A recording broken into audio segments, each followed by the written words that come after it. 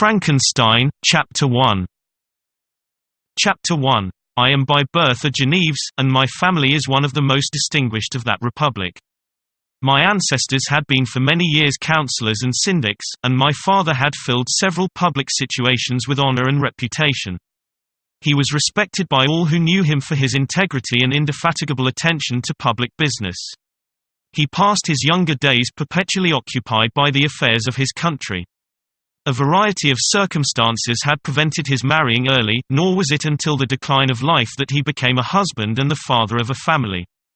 As the circumstances of his marriage illustrate his character, I cannot refrain from relating them. One of his most intimate friends was a merchant who, from a flourishing state, fell, through numerous mischances, into poverty. This man, whose name was Beaufort, was of a proud and unbending disposition and could not bear to live in poverty and oblivion in the same country where he had formerly been distinguished for his rank and magnificence. Having paid his debts, therefore, in the most honourable manner, he retreated with his daughter to the town of Lucerne, where he lived unknown and in wretchedness. My father loved Beaufort with the truest friendship and was deeply grieved by his retreat in these unfortunate circumstances. He bitterly deplored the false pride which led his friend to a conduct so little worthy of the affection that united them. He lost no time in endeavouring to seek him out, with the hope of persuading him to begin the world again through his credit and assistance.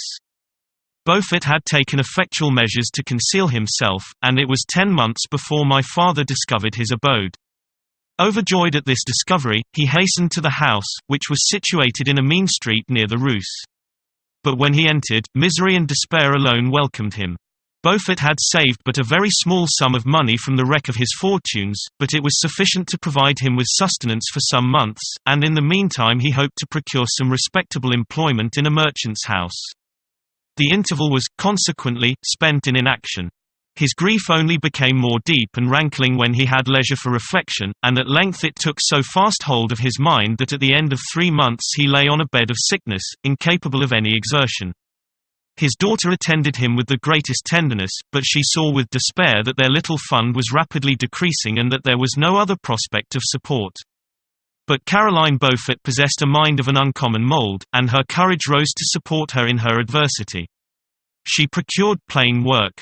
She plaited straw and by various means contrived to earn a pittance scarcely sufficient to support life. Several months passed in this manner. Her father grew worse, her time was more entirely occupied in attending him, her means of subsistence decreased. And in the 10th month her father died in her arms, leaving her an orphan and a beggar.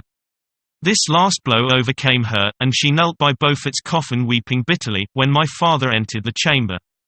He came like a protecting spirit to the poor girl, who committed herself to his care. And after the interment of his friend he conducted her to Geneva and placed her under the protection of a relation. 2 years after this event Caroline became his wife. There was a considerable difference between the ages of my parents, but this circumstance seemed to unite them only closer in bonds of devoted affection. There was a sense of justice in my father's upright mind which rendered it necessary that he should approve highly to love strongly. Perhaps during former years he had suffered from the late discovered unworthiness of one beloved and so was disposed to set a greater value on tried worth. There was a show of gratitude and worship in his attachment to my mother, differing wholly from the doting fondness of age, for it was inspired by reverence for her virtues and a desire to be the means of, in some degree, recompensing her for the sorrows she had endured, but which gave inexpressible grace to his behaviour to her. Everything was made to yield to her wishes and her convenience. He strove to shelter her, as a fair exotic is sheltered by the gardener, from every rougher wind and to surround her with all that could tend to excite pleasurable emotion in her soft and benevolent mind. Her health, and even the tranquillity of her hitherto constant spirit, had been shaken by what she had gone through. During the 2 years that had elapsed previous to their marriage my father had gradually relinquished all his public functions. And immediately after their union they sought the pleasant climate of Italy, and the change of scene and interest attendant on a tour through that land of wonders, as a restorative for her weakened frame. From Italy they visited Germany and France. I, their eldest child, was born at Naples, and as an infant accompanied them in their rambles. I remained for several years their only child. Much as they were attached to each other, they seemed to draw inexhaustible stores of affection from a very mine of love to bestow them upon me. My mother's tender caresses and my father's smile of benevolent pleasure while regarding me are my first recollections. I was their plaything and their idol, and something better, their child, the innocent and helpless creature bestowed on them by heaven, whom to bring up to good, and whose future lot it was in their hands to direct to happiness or misery, according as they fulfilled their duties towards me. With this deep consciousness of what they owed towards the being to which they had given life, added to the active spirit of tenderness that animated both, it may be imagined that while during every hour of my infant life I received a lesson of patience, of charity, and of self-control, I was so guided by a silken cord that all seemed but one train of enjoyment to me. For a long time I was their only care. My mother had much desired to have a daughter, but I continued their single offspring. When I was about 5 years old, while making an excursion beyond the frontiers of Italy, they passed a week on the shores of the Lake of Como. Their benevolent disposition often made them enter the cottages of the poor. This, to my mother, was more than a duty. It was a necessity, a passion, remembering what she had suffered, and how she had been relieved, for her to act in her turn the guardian angel to the afflicted. During one of their walks a poor cot in the foldings of a veil attracted their notice as being singularly disconsolate, while the number of half-clothed children gathered about it spoke of penury in its worst shape. One day, when my father had gone by himself to Milan, my mother, accompanied by me, visited this abode. She found a peasant and his wife, hard-working, bent down by care and labor, distributing a scanty meal to 5 hungry babes. Among these there was one which attracted my mother far above all the rest. She appeared of a different stock. The 4 others were dark-eyed, hardy little vagrants. This child was thin and very fair. Her hair was the brightest living gold, and despite the poverty of her clothing, seemed to set a crown of distinction on her head.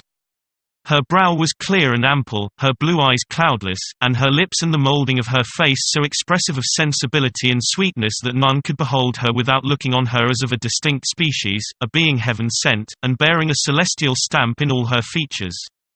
The peasant woman, perceiving that my mother fixed eyes of wonder and admiration on this lovely girl, eagerly communicated her history. She was not her child, but the daughter of a Milanese nobleman. Her mother was a German and had died on giving her birth. The infant had been placed with these good people to nurse, they were better off then. They had not been long married, and their eldest child was but just born.